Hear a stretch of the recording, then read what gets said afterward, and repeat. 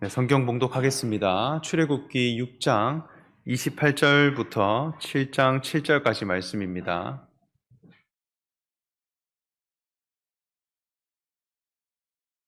네, 저와 여러분 한 목소리로 읽어 보겠습니다.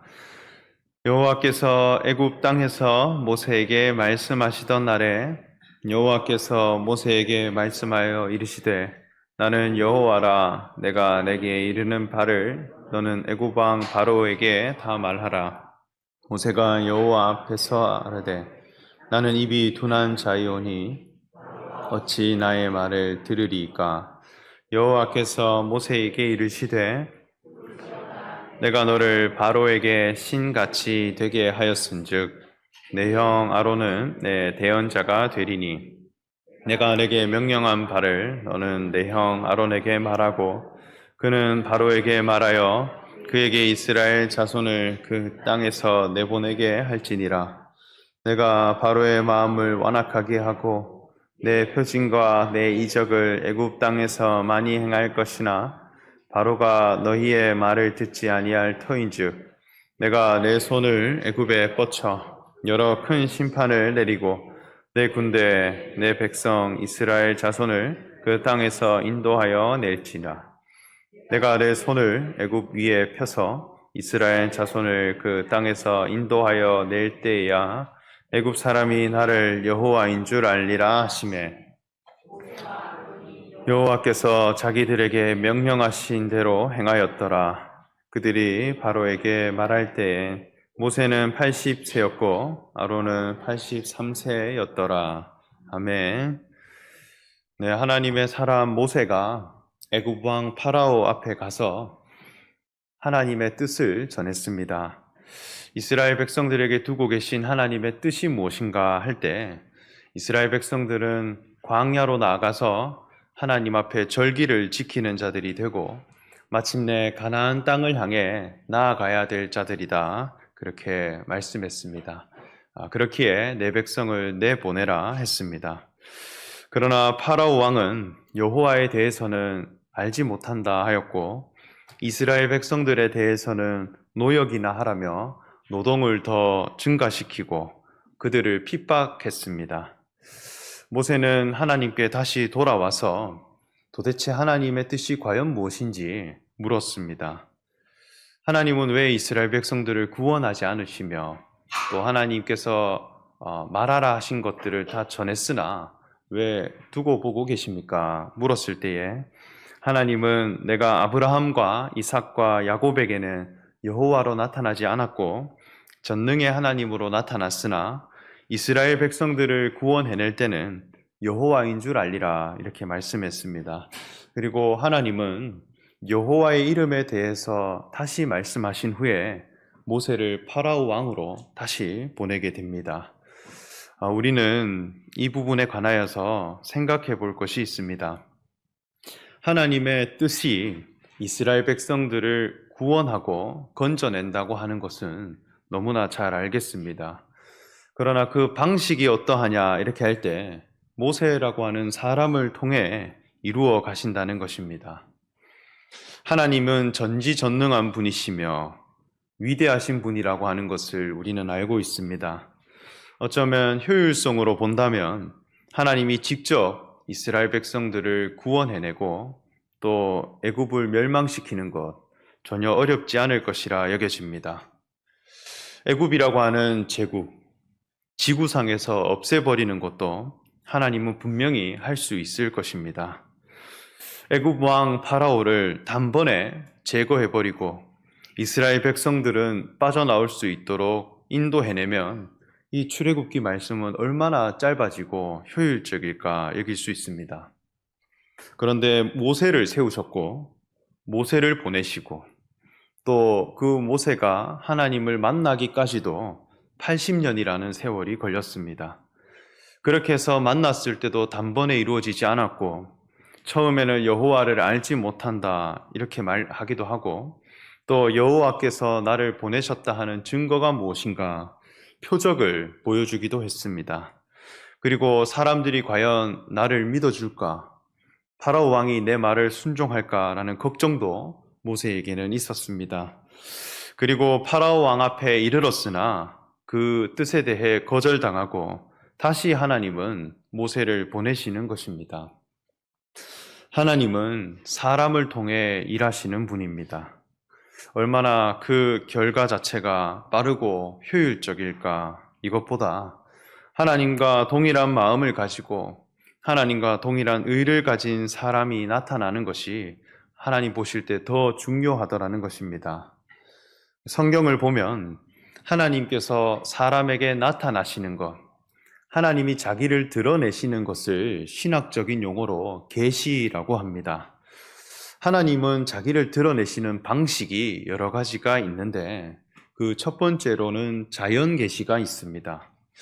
천하 만물과 또 자연, 또 위대한 경관을 통해서 하나님은 어떠하신 분인가를 깨닫고 또 사람에게 전달하시는 것입니다. 압도적인 자연 경관, 또 천하 만물의 운영 질서를 보면 이것은 도저히 사람이 이루어낼 수 있는 것이 아니구나. 분명히 하나님이 계시는구나 하는 것을 사람으로 하여금 자각하게 하는 것입니다. 우리 교회에도 한 자매님이 있는데 한날 한나하우스 게스트하우스에서 잠을 청한 적이 있습니다. 그날에는 정말 폭우가 쏟아졌고 하늘에는 날벼락이 계속 쳤었습니다. 하늘이 찢어질 듯한 벼락 소리가 사무엘 동산에 울려 퍼졌을 때 그 자매는 저에게 전화를 걸었습니다. 그러면서 눈물을 흘리며 벼락 치는 소리를 들으니까 내가 저지른 죄들이 다 생각나더라 하면서 회개를 하기 시작했습니다. 지체들을 욕하고 또 교회 식구들을 미워한 것에 죄송합니다라는 기도가 벼락 소리를 듣자마자 나왔다는 것입니다. 그래서 천둥 소리를 들으면 죄가 생각나는 것입니다. 내가 지금 제대로 살고 있는 것인가? 두려움을 주고 때로는 감탄을 자아내게 해서 하나님을 찾게 하고 하나님이 누구신가 하는 것을 깨닫게 하는 것입니다. 그러면 여기에서 끝난 것인가? 무섭고 두려우면 끝인가? 이것이 아닙니다. 그저 하나님께 대해 감탄하고 또 감격하면 끝이냐? 여기에 만족하시는 분이 아니라는 거예요. 그 다음으로 하나님이 사람에게 나타나시는 방식이 문자 계시입니다. 역사 계시라 할 수 있겠습니다. 기록된 문자와 역사를 통해서 하나님은 어떠하신 분인가라고 하는 것을 깨닫게 하셨다는 것입니다.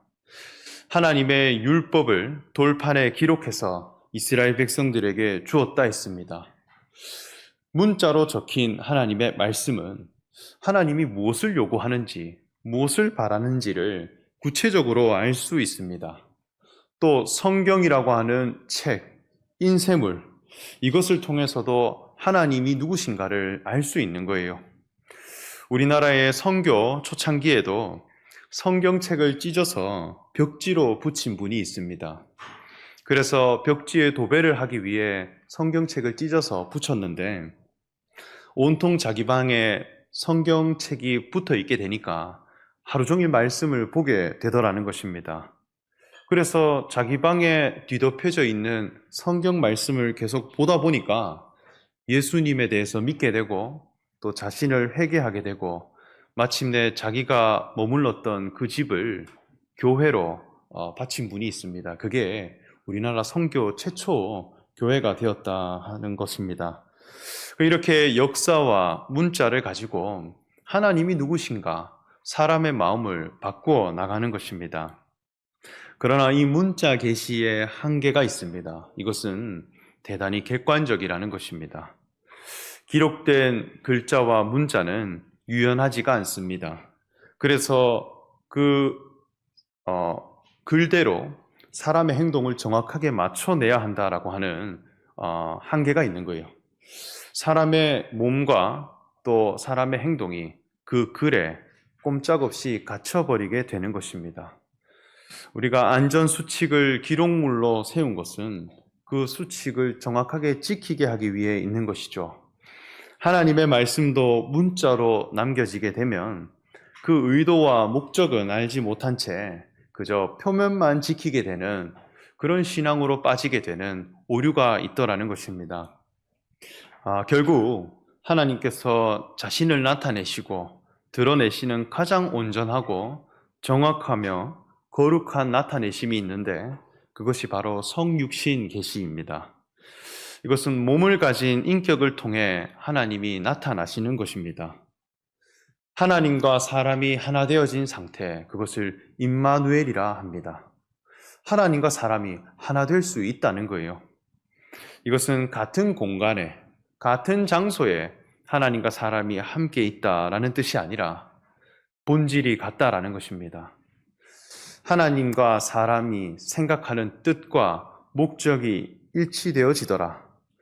마치 아들 속에 아버지가 있는 것처럼, 자녀 속에 아버지의 형상이 있는 것처럼 동일한 생명과 본성을 가진 관계가 되면 같은 것을 선택하고 같은 것에 반응하고 표현할 수 있는 자가 되더라는 것입니다. 결국 하나님은 어디에 머무르셔서 어디에서 자기를 드러내고자 하시느냐 이렇게 할 때 몸을 가진 인격을 통해 하나님과 동일한 본성을 가진 사람을 통해 자기를 나타내시고자 하는 것입니다. 이 성육신 계시로 오신 분이 바로 예수 그리스도입니다. 그래서 독생자 아들을 보게 되면 하나님의 영광도 보게 되는 것이고 아버지를 믿으니 곧 나를 믿으라 이렇게 말씀했습니다. 그러므로 몸을 가진 인생임에도 불구하고 하나님이 나타나시고 하나님과 함께 할 수 있는 존귀한 자가 될 수 있더라 하는 것을 예수 그리스도를 통해 발견해 간다면 우리도 하나님의 자녀가 될 수 있고 우리에게서도 하나님이 드러나시고 하나님이 내 인격을 통해서 나라고 하는 사람을 통해서 나타나시고 구원하시며 또 하나님 나라를 이루어 가신다라고 하는 것을 믿음으로 받아야 하겠습니다. 오늘 말씀을 보면 여호와 하나님이 모세를 파라오 왕에게 다시 보내서 하나님의 뜻에 대해 전해가도록 했습니다. 그런데 모세의 반응이 어떠하냐 이렇게 할 때 우리 오늘 본문 7장 1절에서 2절 말씀을 함께 읽어보겠습니다. 시작. 여호와께서 모세에게 이르시되 볼지어다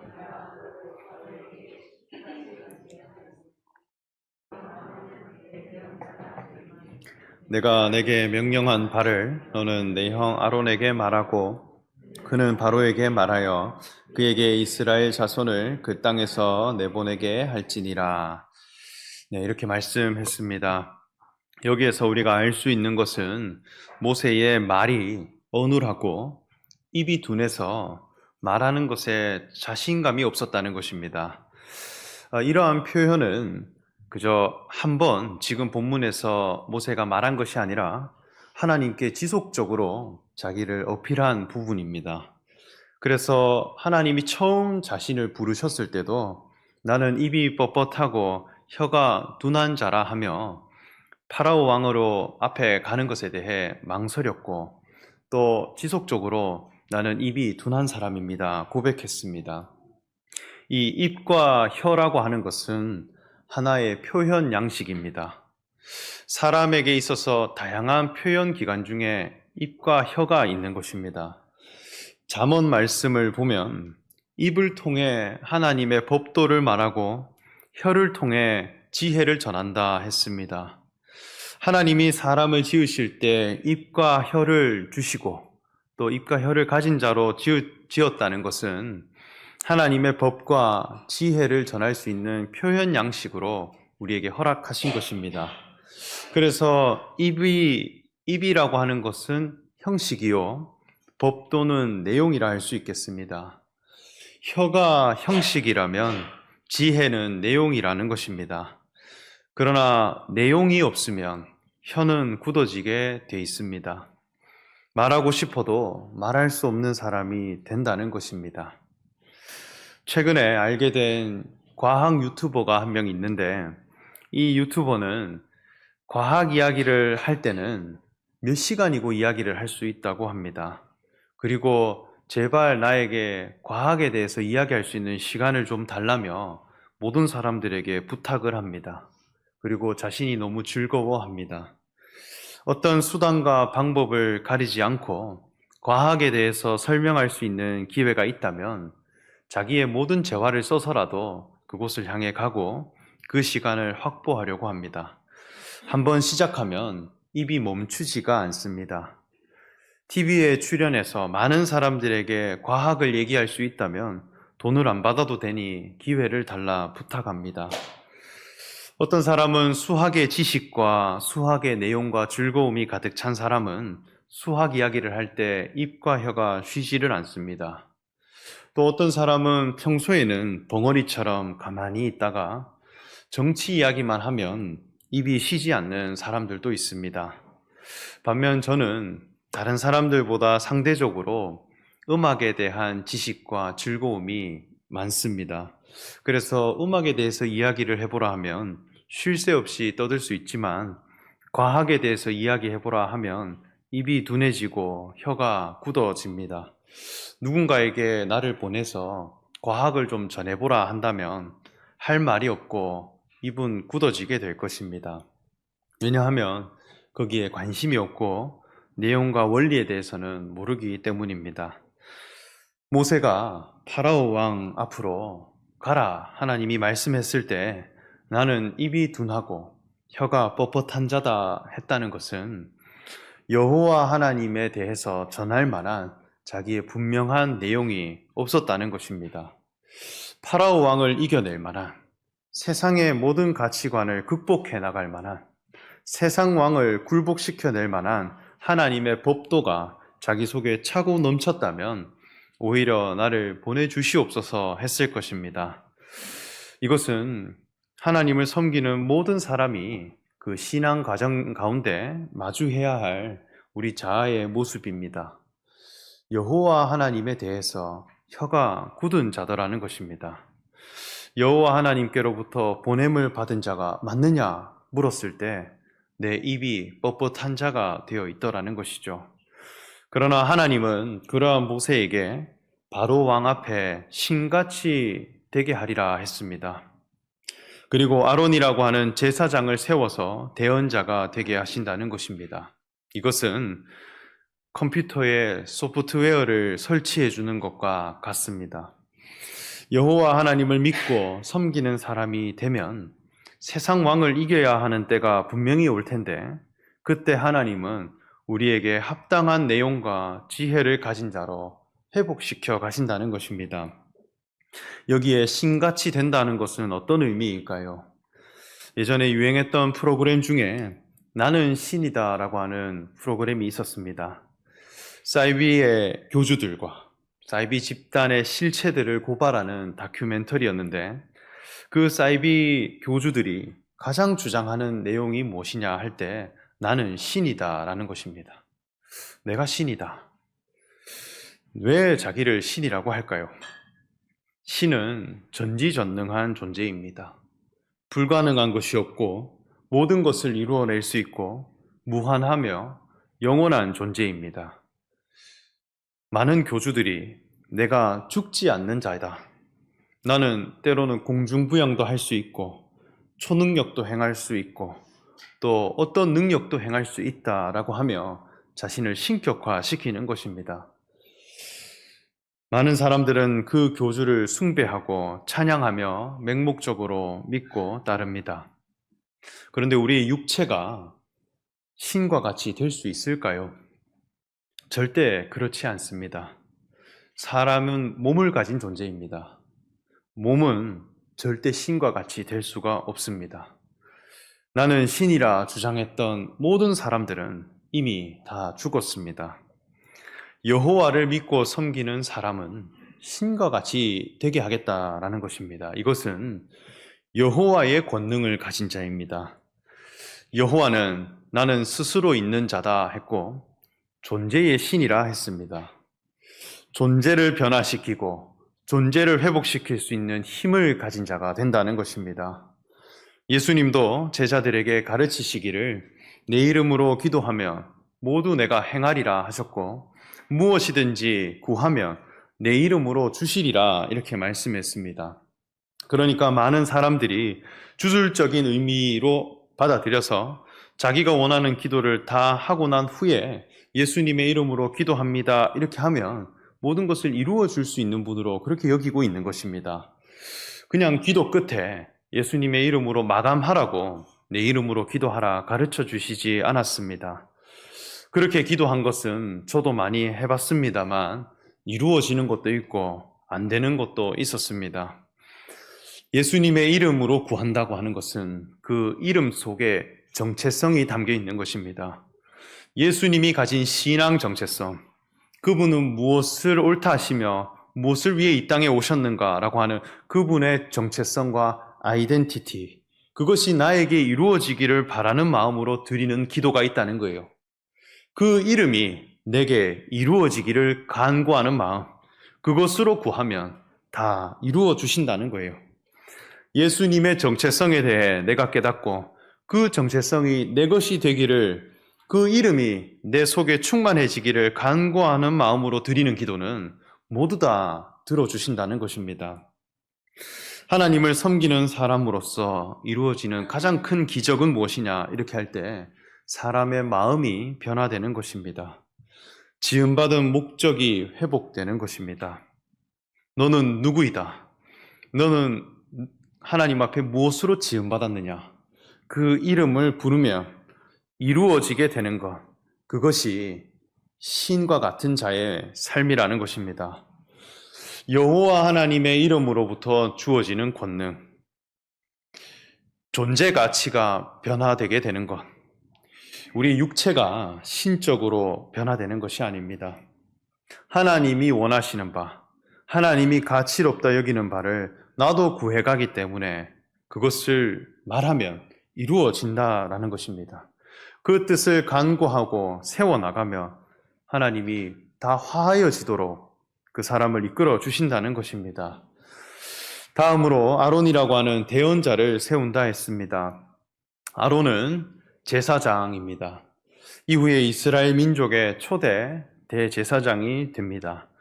물론 모세가 가진 언어적인 한계, 또 어떤 구조적인 결함 이런 것들이 분명히 있었을 것입니다. 그래서 아론이 모세를 대신해서 설명해주는 그런 역할들도 감당했을 것입니다. 그런데 하나님의 마음은 무엇이냐 이렇게 할 때 대언자를 나에게 보내주신다는 거예요. 대신 말해주느니, 내 혀가 굳어 있고 내가 뻣뻣해 있을 때 대신 말해주시는 분을 내게 보내주심으로 세상 왕을 향해 이기도록 또 나아가도록 한다는 것입니다. 우리의 신앙에 있어서 이렇게 대언자의 역할을 하는 분이 있습니다.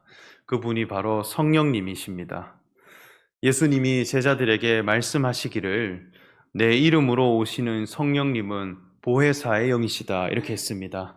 그분이 오시면 내가 가르쳤던 모든 가르침이 다 생각날 것이고 그리고 할 말을 일러줄 것이고 또 성령님이 오시면 너희가 나의 증인이 될 것이다 했습니다. 여기에 보혜사라고 하는 뜻은 변호자, 대변자라는 뜻을 가지고 있습니다. 내가 그저 아무 말 못하고 가만히 있는데 내 옆에서 말해주시는 개념이 아니에요. 증인이 되는 그런 변호자라는 것입니다. 내 속에 예수 그리스도 그분이 누구신가 할 만한 그 증거가 내 안에 있게 하시고 그분의 정체성에 관하여 내가 대변할 수 있는 그런 내용을 갖춘 사람이 되게 하셔서 나를 보는데 예수님이 누구신지가 설명이 되고 그분이 참 하나님의 아들이시고 그리스도가 되신다라고 하는 그런 증명이 내 삶을 통해서 이루어지게 되는 것. 그러한 역할을 할 수 있도록 하시는 분이 성령님이라는 것입니다. 우리가 우리의 힘과 노력, 내 신념을 가지고 하나님을 표현해보고 또 세상을 이겨보겠다 이렇게 하면 모두가 하나님 앞에 다 입이 굳은 자가 되고 뻣뻣한 사람으로 발견이 되는 것입니다. 하나님이 정말 누구신가라는 것을 설명해보라 한다면 벙어리처럼 입을 닫게 되는 것입니다. 또 뭔가를 하고 싶어도 내 속에 정리가 안 되어 있는 것입니다. 그러나 여호와 하나님은 나는 여호와다 하는 것을 모세에게 지속적으로 가르치셨습니다. 여호와에 대해서 알고 여호와의 이름에 대해서 충만하게 되고 여호와의 이름 안에서 섬기는 사람이 되면 여호와에 관한 권능을 가진 사람이 되고 또 대언자를 내 속에 보내주신다는 것입니다. 나 혼자의 능력으로서는 세상을 이겨낼 수가 없는데 나는 누구인가?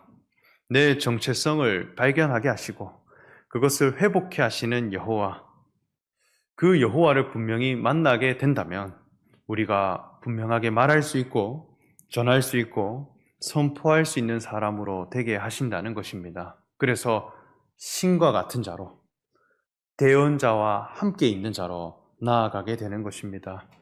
우리도 이러한 신앙의 과정을 거친 사람으로서 세상 왕 앞에 서야 하겠습니다. 오늘날 우리도 다 출애굽을 해야 할 자들입니다. 세상의 가치관을 이겨내고 하나님의 영광과 하나님 나라의 영광을 위해 살 자들입니다. 그때에 우리는 어떠한 자로 변화되어져야 할 것인가? 여호와 하나님의 이름으로부터 오는 권능을 가진 자가 되고 증언할 만한 대언자가 내 속에 계심으로 내가 세상의 가치관을 이기고 파라오의 언어를 극복해가고 여호와 하나님의 법도를 분명히 선언하고 말할 수 있는 사람이 되기까지 우리가 다 자라가야 하겠습니다. 이 말씀이 우리에게 교훈이 되기를 바라며 말씀 전합니다. 함께 기도하겠습니다. 거룩하신 하나님, 우리에게 늘 필요한 말씀을 일러주시고 또 하나님께서 모세를 부르셔서 모세를 통해 이스라엘 백성들을 구원하시고자 하는 그 뜻을 우리가 분명히 기억하기를 원합니다. 우리도 하나님 앞에 섰을 때 하나님을 대신할 만한 하나님과 동일한 생명과 본성을 가진 사람이 다 되기까지 우리의 믿음이 자라가기를 원합니다. 여호와 하나님 그 이름을 지속적으로 가르치셨고 그때에 신과 같이 되게 하시며 대언자를 보내셔서 파라오 왕 앞으로 보내시는 그 하나님의 뜻을 우리가 분명히 기억하는 자들이 되기를 원합니다. 그리하여 우리가 여호와 하나님에 대한 권능 또 증언할 만한 그 대언자가 내 속에 들어오시게 되므로 내 삶을 통해서 여호와 하나님이 누구신가를 드러내고 또 내가 전해가고 선포할 수 있는 복된 사람이 되게 하여 주시옵소서. 예수님의 이름으로 기도합니다. 아멘. 찬송가 191장 찬송하겠습니다.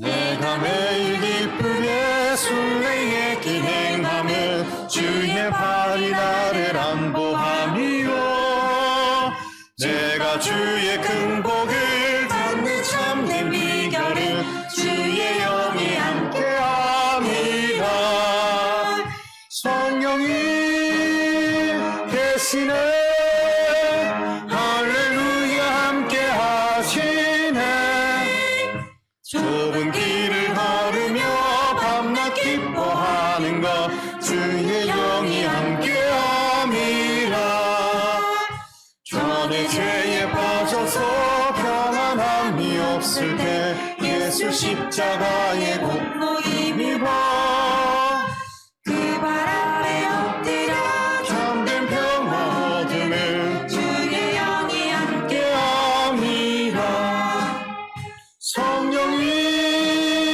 계시네 할렐루야 함께하시네 좁은 길을 걸으며 밤낮 기뻐하는 것 주의 영이 함께함이라 나와 동행하시고 모든 염려하시니 나는 숲의 새와 같이 기쁘다 내가 기쁜 마음으로 주의 뜻을 행함을 주의 영이 함께함이라 성령이 계시네 할렐루야 함께하시네 좁은 길